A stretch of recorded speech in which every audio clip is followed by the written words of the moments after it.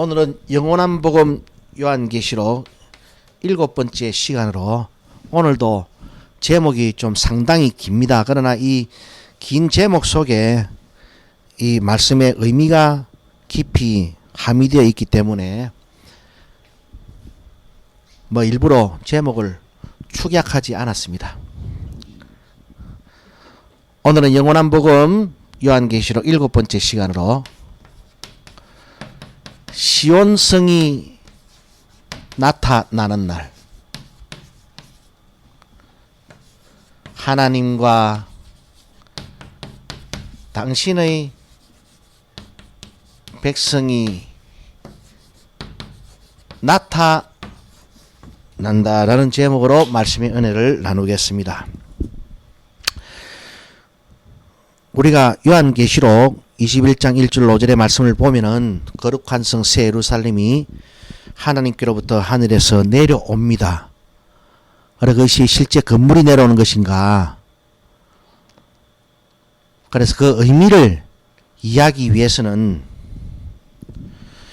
구약의 선지서인 이사야 선지서를 반드시 필독할 필요가 있고, 또 이사야 선지자가 자신의 예언서에서 하나님의 성령으로 말미암아 감동을 받아 그가 노래했던 그 시온, 그래 일명 시온의 노래라고 할 수 있는데, 그 시온의 노래의 의미를 잘 이해하면은 우리는 거룩한 성 새 예루살렘 계시록 21장 1절 5절의 말씀이 이제 온전히 이해가 될 수 있습니다. 어떻게 설명하겠습니까? 그 큰 건물이 하늘에서 내려와 가지고 지상의 어느 크고 높은 산 위에 선다는데, 그게 실제 건물이 내려와 가지고 실제 지상의 큰 산 위에 에베레스트 산 위에 선다는 말이겠습니까? 아닙니다. 그래서 우리가 오늘 이사야 선지서를 유심히 살펴보면은 그 의미를 이제 온전히 마음으로 깨달을 수가 있습니다. 그렇게 될 때 우리는 계시록 21장 1절 5절의 말씀을 가지고 하나님의 음성을 듣게 되는 것입니다. 먼저 우리가 이사야 33장 14절부터 17절부터입니다. 24절 말씀까지를 읽어볼 것인데, 우리가 이사야 선지서를 이해하기 전에 먼저 하나 생각해야 되는 것은, 이사야 선지자는 바벨론에 의한 멸망을, 즉 예루살렘 그리고 이스라엘 나라의 멸망을 예언하고 있고요.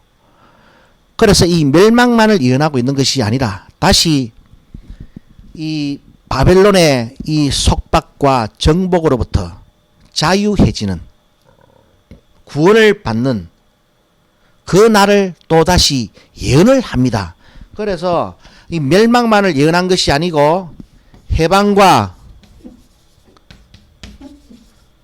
자유로 표현되어 있는데, 이것이 구속사적인 언어로 요약을 하면은 구원입니다. 그래서 바벨론에 의한 멸망을 예언하는 것을 넘어가지고 다시 바벨론으로부터의 해방, 다시 고국 땅으로, 예루살렘 성전이 있던 땅으로 돌아오는 자유, 해방, 구원을 함께 예언을 하면서 그 구원의 시간을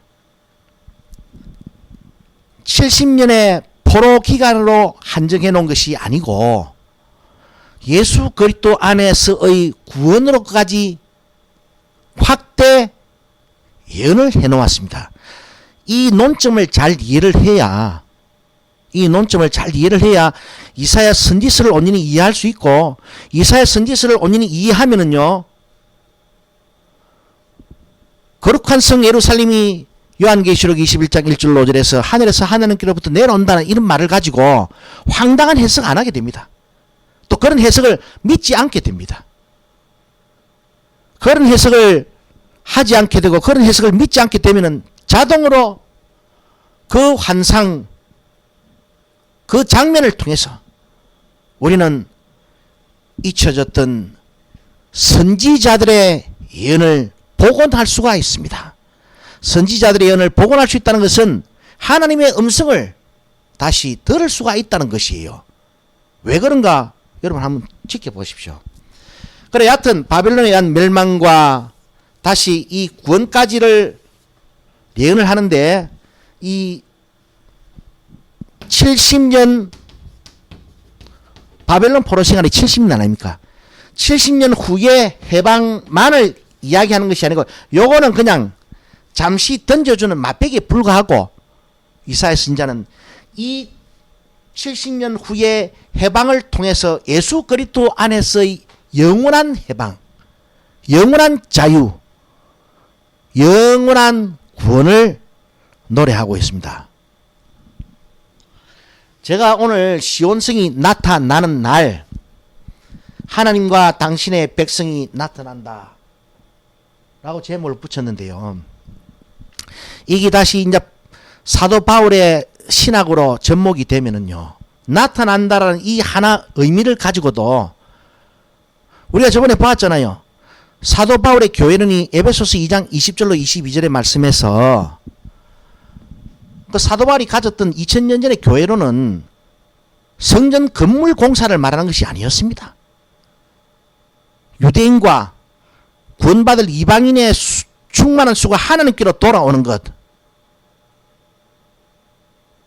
그래서 함께 예수 그리스도 안에서 시온의 기초돌로 놓아지신 예수 그리스도 위에 함께 그분을 믿는 믿음 안에서 결속되어 장차 하나님이 영원히 거하실 성전으로 지어져 간다 했지요. 그래서 바꾸고 말하면 이사야 선지자가 예언했던 그 시온의 건설을 통해서 교회 시대를 예언했던 겁니다. 그러니까 저 이사야 선지자가 예언했던 이 시온의 회복을 사도 바울은 어떻게 그것을 해석을 했는 것인가? 예수 그리스도 안에서 유대인이나 헬라인이나 함께 머리 대신 예수 그리스도의 지체와 함께 어우러져 가지고 하나님의 거하실 성전으로 지어져 가는 그 구원의 양상, 구원의 시대로 그 선지자 이사야가 노래했던 시온의 회복을 해석을 했거든요. 그래 이제 제가 오늘 시온성이 나타난다 그랬는데 그 시온성이 나타나는 날 하나님과 당신의 백성이 나타난다, 이 의미를 가지고도 이제 어디까지 나아갈 수 있는가 하면 시온의 그 영광은요, 사도 바울 신학에서 부활의 영광으로 해석이 되어 다시 교회에게, 구약 이스라엘 백성들에게 선지자 이사야가 시온의 영광을 통해서 다가오는 하나님의 나라를 바라보게 했듯이 사도 바울은 구원받은 교회에게 부활을 통해서 장차 나타날 하나님 나라의 영광을 예언했던 겁니다. 그래서 선지자 이사야 그 예언서를 읽어보면은 전부 다 시온 아니면은 에루살렘, 시온 아니면은 에루살렘, 시온의 회복, 에루살렘의 회복, 시온의 영광, 예루살렘의 영광, 뭐 이야기에 대해서만 이야기하는데, 그래서 사도 바울도 그 의미를 해석해서 사도 바울이 언제 꿈이 있는 자는 망하지 않는다라고 이야기하던가요. 여러분 열심히 기도하면 하나님께서 만져주시고 보듬어 주시고 여러분의 진로를 인도해 주시고 여러분의 살림살이를 안정되게 보호해 주신다. 그런 말을 그 자신의 서신에서 전혀 하지 않았죠. 오로지 최후의 소망으로 부활만을 언급하고 있잖아요. 오늘 목사님들은 전부 다 전부 다 각 개개인의 10년 후에 앉아있는 자리라든지 소유하게 된 부를 바라보게 하고 그런 것을 미래 꿈으로 막 전부 다 흑우한 날 제시하지만은요, 이사야 선지자는 시온 외에는 이야기하지 않았습니다. 사도 바울은 부활 외에는 이야기하지 않았습니다. 부활이 없다면 우리 믿음은 헛되다라고 했습니다. 내가 무엇 때문에 이렇게 죽도록 고생을 하면서 복음을 전하는 것인가? 그것은 부활의 영광에 참여하기 위해서다. 부활이 없다면 우리는 진짜 헛믿었고 우리의 믿음은 죽은 믿음이고 우리는 세상에서 가장 불쌍한 사람들이다 라고 이야기했던 겁니다. 구약의 대선지자나 신약의 대사도는 시온과 부활에 대해서밖에 이야기 안 했는데 오늘 목사님들은 허구한 날 오만 때만 잡다한 예화를 따가지고 와가지고 그냥 개인이 일상사의 그 내일을 늘 위로해주고 장담해주고 확신 심어주고 꿈은 이루어진다 했었고 그 하나님의 말씀 아닙니다. 그래 하여튼 이렇게 이제 큰 이 주제가 있다는 것을 전제하고 이제 본문 말씀을 읽어보면은 이사야 33장 17절 말씀입니다. 너의 눈은 그 영광 중에 왕을 보게 될 것이야. 또 그리고 그 왕을 보게 되는 날 광활한 땅을 목도하게 될 것이다. 이사야 선지자는 이스라엘 백성들에게 내년에 밭농사, 내년에 목축업, 내년에 뭐 자녀들의 진로 그런 거 예언 안 합니다.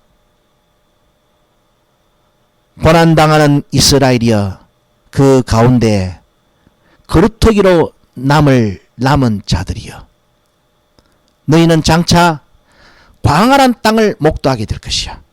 그리고 영광 중에 왕을 목도하게 될 것이다. 너희의 마음에는 두려워하던 것을 생각하여 내리라.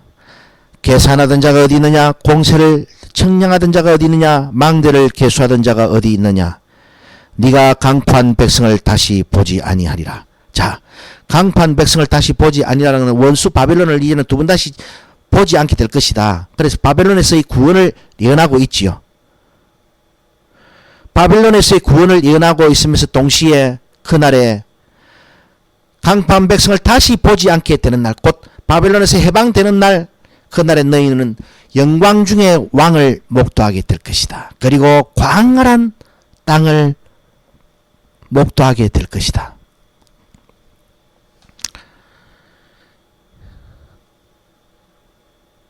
그리고 20절에 또 이와 같은 말씀이 불쑥 나옵니다. 우리의 절기 지키는 시온 성을 보라. 네 눈에 안정한 처소된 예루살렘이 보이리니 그것은 옮겨지지 아니할 장막이라. 그 말뚝이 영영이 뽑히지 아니하며 그 줄이 하나도 끊치지 아니할 것이며 여호와께서는 거기서 위엄 중에 우리와 함께 계시리라. 그곳은 마치 너락질하는 배나 큰 배가 통행치 못할 넓은 하수나 강이 둘림 같을 것이라. 이 시온성이 어디에 위치해 있는가? 이와 같이 정말로 안정된 곳에 위치하게 되는 시온성을 너희가 바라보게 될 것인데, 목도하게 될 것인데, 그 시온성에 하느님이 우리와 함께 계신다. 그 장막은 옮겨지지 아니할 장막이야. 자, 하늘에서 거룩한 성 새 예루살렘이 하느님께로 하늘에서 내려오는데, 그러면서 계속해서 어떻게 말을 합니까? 하나님의 장막이 우리와 함께 있음에, 하나님의 장막이 우리와 함께 있음에, 구약 이스라엘 백성들의 남은 자들이여 이사야 선지자가 그들의 눈을 들어 바라보게 합니다. 무엇을? 절기 지키는 시온성을 바라보라 말이야. 절기 지키는 시온성을 바라보면은 야, 그 얼마나 안정된 처소인지.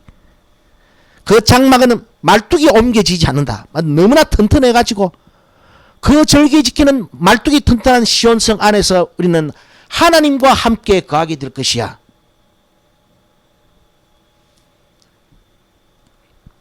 자, 시온성을 바라보라고 했습니다. 17절에서는 너희가 장차 왕을 목도하겠고 또 광활한 땅을 목도할 것인데, 20절에서는 절기 지키는 시온성을 바라보라 그러잖아요.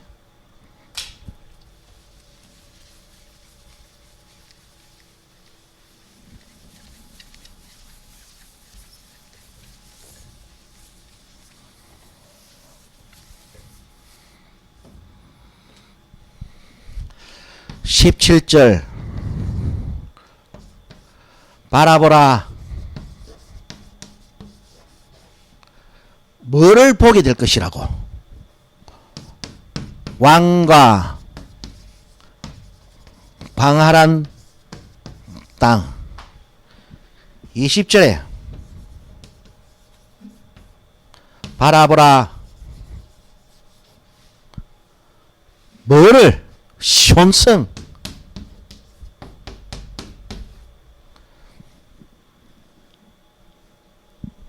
여기까지만 볼 것 같으면 시온성에 나타난 시온성은 광활한 땅이고 영광 중의 왕입니다. 저번 시간까지 우리가 계속해서 여러 구절에 걸쳐서 살펴보았지만은 하나님의 시온, 하나님의 예루살렘, 그리고 하나님의 백성이라고 했지요. 그러면서 오늘 의미는 그 시온과 예루살렘이 다시 또 예수 그리스도에게로까지 확장됩니다. 그래서 제가 더하여 이야기하면은 선지자 이사야가 예언했던 시온은요, 하나님의 집이고 하나님의 성전이고 하나님의 성읍이고 하나님의 성이고 하나님의 백성이고 하나님의 땅이고 하나님의 나라이고 나아가서 하나님의 신부, 하나님의 14만 4천, 그리고 나아가서 예수 그리스도가 됩니다. 옛날에 루이 16세인가 프랑스의 황제가 이 프랑스 짐이 곧 국가다 그랬지요. 나 황제가 이 프랑스다란 말입니다.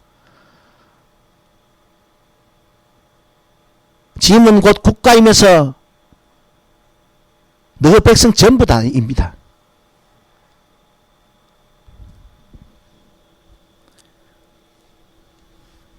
진짜 눈을 들어 바라보니까 왕과 강한 땅을 목도하게 되는데 그날에 뭐 진짜 시온성이 나타났습니까?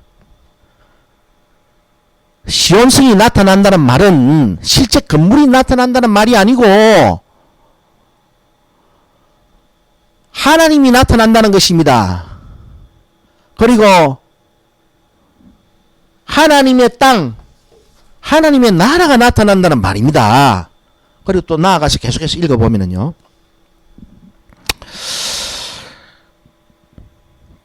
자, 이와 같이 절기에 지키는 시온성을 보니까 옮겨지지 아니할 장막인데 그것에 하나님께서 위엄 중에 함께 당신의 백성과 거하십니다.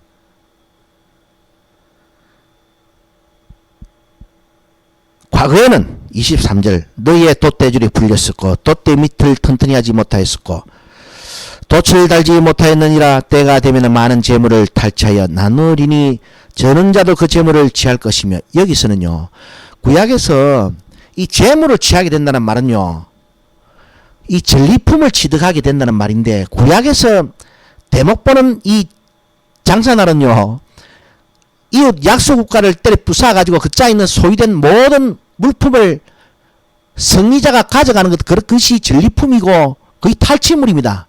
그게 유일한 경제 호황이에요. 경제적 복입니다.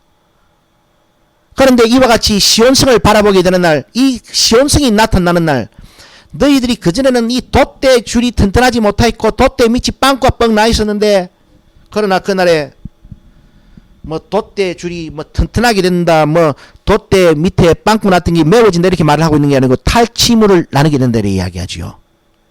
예? 저는 자도 재물을 취하게 된다.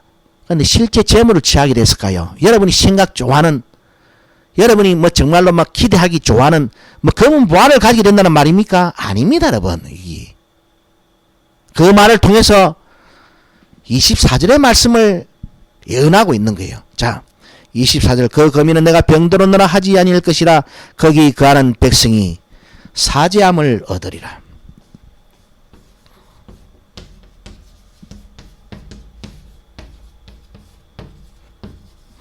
사죄함, 영광 중에 왕을 목도하게 되는 날, 그 안에서 광활한 땅을 목도하게 될 것이고 그날은 절기 지키는 시온성을 바라보게 될 것이다. 그래 바꾸어 말하면 왕이 나타나는 날, 광활한 땅을 너희들이 보게 되는 날, 그 튼튼한 말뚝이 옮겨지지 아니할 처소된 안정한 처소된 하나님이 우리와 함께 계시는 그 장막성 시온성을 보게 되는 날은 당신의 백성이 사지함을 받는 날이요. 그래서 이 왕이 나타난다, 광활한 땅을 목도하게 된다, 시온성을 보게 된다. 이 날은 뭐다? 하나님의 구원을 목도하게 된다 하는 겁니다. 그렇기 때문에 이날에 저는 자도 죄물을 취합니다. 우리가 좋아하는 검은 부화를 취한다 이 말입니다. 어떤 뜻인가 하면 또 전쟁을 통해서 검은 부화도 취해지겠지요. 옛날에는 이 검은 부화를 취할 수 있는 방법이요, 탈취물을 나눌 수 있는 방법이요, 전쟁에서 승리했을 때밖에 없습니다. 지금은 뭐 정권도 있고 뭐 부동산도 있고 뭐 오만 때만 뭐 재산 그 뭐 가치가 많이 뭐 횡행하고 있지만은요, 그 당시는요 탈취물을 나눌 수 있는 방법은 전쟁에 승리하는 방법이었습니다. 그러나 실제 전쟁을 예언하고 있는 것이겠습니까? 아닙니다. 이 모든 것이 하나님의 구원, 당신의 백성이 사지함을 받는 이 구원의 시대를 예언하고 있는 거예요. 그렇기 때문에 에베소서 1장 3절 말씀에서 사도 바울은 구원받은 우리를 하늘에 속하는 모든 복을 받는 사람으로 이야기했던 거예요. 그런데 오늘 이 목사님들은 이복 들고 들어가가지고 전부 다 물질복, 사업복, 뭐 성공복 그런 거로 다 끼워 맞춰가지고 성공회와 부자회와 갖다 해가지고 죽을 때까지 설교하지요. 그 설교가 아닙니다. 그거는 평생 여러분이 듣고 있어도 죽어요.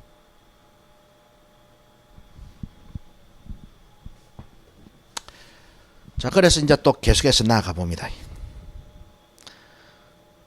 다시 우리가 저번에 몇 번 읽었던 이사야 62장 말씀을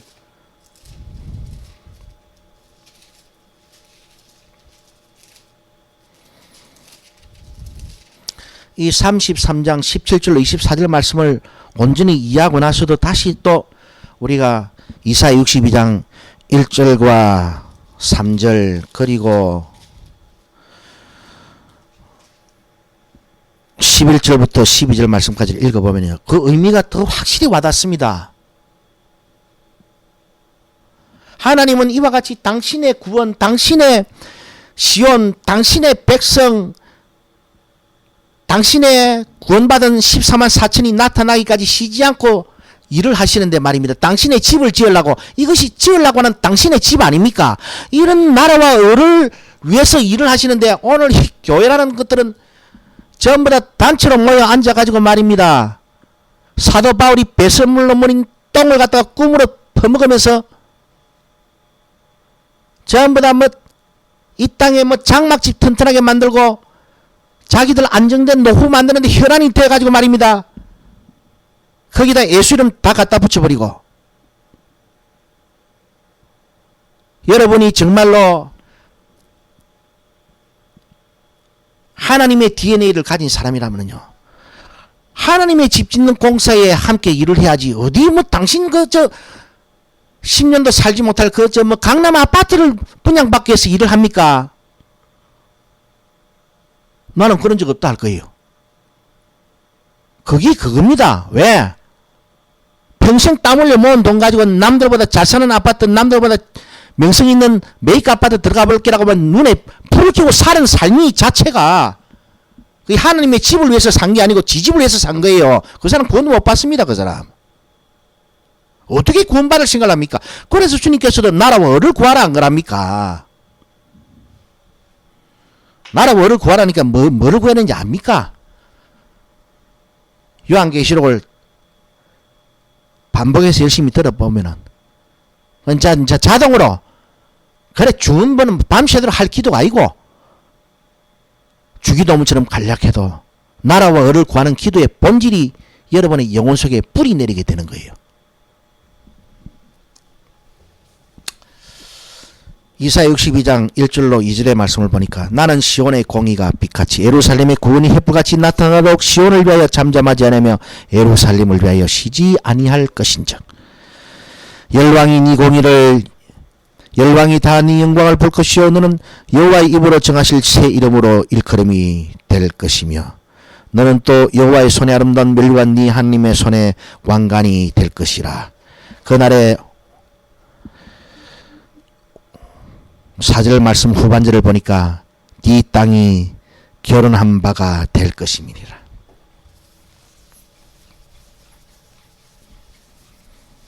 이런 언어들을 이해하고 나면은요, 요한계시록 21장 1절로 5절의 말씀을 가지고 뭐 실제 집이니 뭐 저자 우주 끝에 있는 천당이니 그런 헛된 소리 안 하게 됩니다. 사도 요한이 하나님의 환상을 보면서 뭐 그런 거 생각하라고 그 말씀을 주신 게 아닙니다. 자, 여기서도 보니까 시온의 공의, 예루살렘의 구원, 나타나는 날은 네 땅이 결혼하는 날이다. 당연하지요. 11절과 12절의 말씀을 보니까 여호와께서 땅끝까지 반포하시되 너희는 딸 시온에게 이르라. 보라 네 구원이 임하느니라. 보라 상급이 그에게 있고 보응이 그 앞에 있느니라 하셨느니라. 사람들이 너를 일컬어 거룩한 백성이라 여호와의 구속하신 자라 하겠고 또 너를 일컬어 찾은 바 된 자여 버리지 아니한 성읍이라 하리라. 하나님의 구원이 나타나는 날, 하나님의 구원이 나타나는 날은요,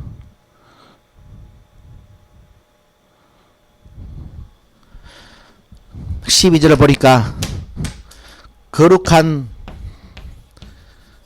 백성이 나타나는 날입니다. 거룩한 백성이 나타나는 날이고, 이 하나님의 나타난 구원, 나타난 거룩한 백성을 일컬어 뭐라고 칭하게 된다? 버리지 아니한 성읍이라 칭하게 되리라.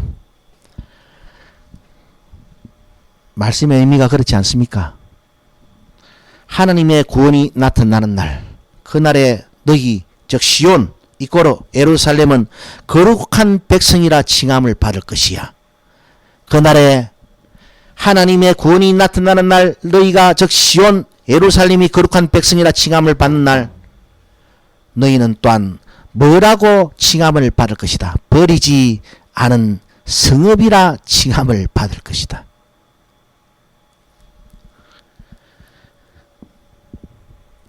(11절에) 네 구원이 임하는 날,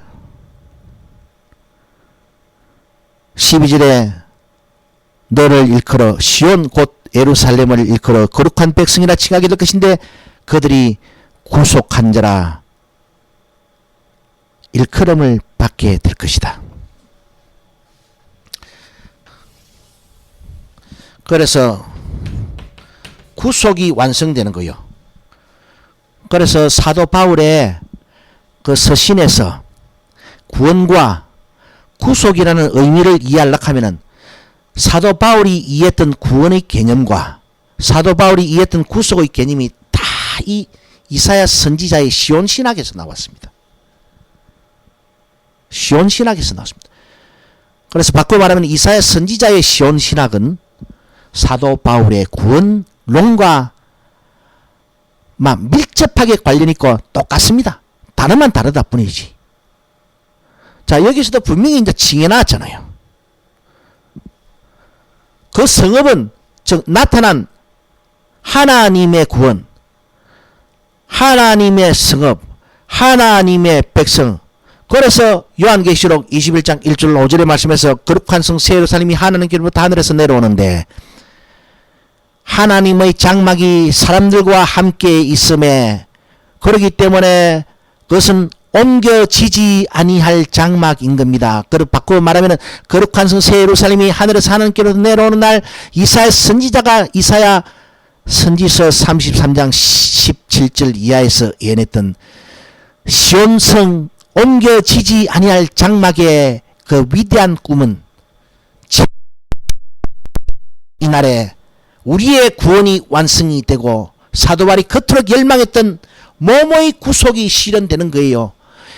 여러분, 앞으로 이 시온 신학을 사도 바울의 구원론과 결집시켜 가지고 사도 바울의 서신서, 사도 바울의 구원론을 해부해 보면은요, 막 절묘합니다. 절묘해. 말씀을 맺겠습니다. 오늘은 이 제목까지만 우리가 기억해 두십시다. 시온성이 나타나는 날은 하나님과, 시온성이 나타나는 날은 예루살렘 성이 나타나는 날, 그날은 하나님과 광활한 땅이 나타나는 날이고 하나님의 구원이 나타나는 날이고 하나님의 구원이 나타나는 날, 그 성읍은 버리지 아니한 성읍이라 칭함을 받게 될 것이고 거룩한 백성이라 칭함을 받게 될 것인데, 그러므로 요한계시록 21장 1절 5절에서 거룩한 성 새 예루살렘이 하나님께로부터 하늘에서 내려온다, 하나님의 장막이 사람들과 함께 있다, 신부가 남편을 위하여 단장한 것 같더라. 그날에 이사야 선지자의 열망인 시온의 공의와 예루살렘의 구원이 횃불같이 나타나는 날, 네 땅 시온 곧 예루살렘은 결혼한 바가 될 것이야. 그래서 신부가 남편을 위해 단장한 것처럼 거룩한 성 새 예루살렘이 하나님께로부터 하늘에서 내려오는 겁니다. 그리고 그 자리를 어디에 위치하는가? 크고 높은 산 위에, 계시록 21장 9절로 10절의 말씀을 보니까, 그래서 이제 이 그림을 이해하니까 그게 그런 그림이 아니지요. 그 그림을 통해서, 그 환상을 통해서 하나님은 이와 같은 예언을 하게 하고 계시는 것입니다. 사도 요한은 그와 같은 장면과 그림을 통해서 이와 같은 사실, 그 이사야 선지자가 꿈꾸었던 위대한 하나님의 구원의 시대를 예언했던 겁니다. 이사야 선지자가 예언했던 절기 지키는 시온성이 나타나는 날은 어느 한날에 그 산 위에 큰 이 성이 건축되는 날이 아니고 예수 그리스도로 말미암는 거룩한 백성, 구원받은 백성, 사죄받은 백성이 나타나는 시대가 되었듯이, 요한계시록 21장 1절 5절에서 거룩한 성 예루살렘이 하나님께로부터 하늘에서 내려오는 날은 사도 바울이 그토록 열망했던 예수 그리스도와 그에게 붙은 자들이 나타나는 날이요. 어떻게? 몸의 구속을 받고. 말씀을 맺겠습니다.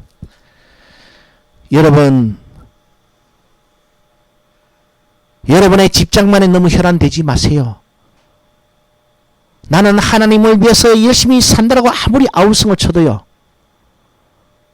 여러분이 이 땅에 장막집을 준비하기 위해서 살아온 그 시간과 열정만큼 당신은 하나님을 위해 살지 않은 인생입니다. 그러므로 하나님 앞에 거짓말한 인생이 되는 거예요. 하나님은 시온의 공의, 예루살렘의 구원을 위해서 일하시는데, 그래서 사도 바울이 그토록 기도를 가르치시면서 꿈이 이루어진다고 기도를 가르치는 것이 아니고, 소원이 성취된다고 기도를 가르치는 것이 아니고, 너희 구원을 이루기 위해 구원을 이루어 가라, 구원을 이루어 가라, 그렇게 이야기를 하는 거 아닙니까? 왜? 그 이루어가는 구원이 하나님의 열심이거든요. 하나님의 일입니다, 여러분. 그래서 오늘날 이 교회 안에서 들려지는 기도치고요, 자기의 구원을 이루기 위한 기도는 저는 한마디도 솔직히 듣지 못했습니다. 그렇기 때문에 인자가 다시 올 때 믿음을 보겠느냐는 거예요. 오늘 이 교회 세우는 말입니다. 기도 제목 가지고 기도 열심히 하면 할수록 하나님과 원수되는 길을 걸어갈 수밖에 없습니다. 근데 원수되는 길이 아니고 하나님 앞에 사랑받는 길이고 응답받는 길이라고 막 목사님들이 막 속삭이지요. 그게 뱀의 속삭임이 되는 겁니다, 여러분. 성경은 이와 같은 복을, 이와 같은 영광을 확 제시해 주면서 말입니다. 이 교회라 이건 그 시절의 그 순간을 바라보고, 저 박근혜 그 시대를 바라보고 남은 인생을 살아라고 격려하고 있는데, 이 뭐 오만 때만 세상의 잡탕산이 크고 높은 산에 올라가면 비닉이 뭐 세상 만국 영광밖에 더 있습니까? 그럼 마귀가 갖다 비주잖아요. 주님한테도 비주면서 이거는 내게 속한 것이기 때문에 내게 엎드려 절하면은 다 준다. 그래 바꾸고 말하면 그런 거 주려고 막 주여 기도하는 거는 전부 다 뭐다? 마귀한테 절하는 겁니다. 그래서 이사야 66장 3절의 말씀에서 분양하는 것이 우상을 숭배하는 죄악이다라고 이야기를 하고 있는 거예요. 인자가 다실 때 믿음을 버느냐 그랬습니다. 틀림없습니다. 그는. 그렇기 때문에 오늘 이 교회 안에서 이 시온의 완성을 바라보고 가슴 설레는 사람이 없는 거예요. 전부 다 강남 8학군 들어가는데 마음이 온 정성이 막 온 정신이 집중돼 가지고 말입니다. 난 강남 8학군을 꿈꾸지 않는데요. 뭐 그거나 뭐 그건 똑같은 것 아닙니까?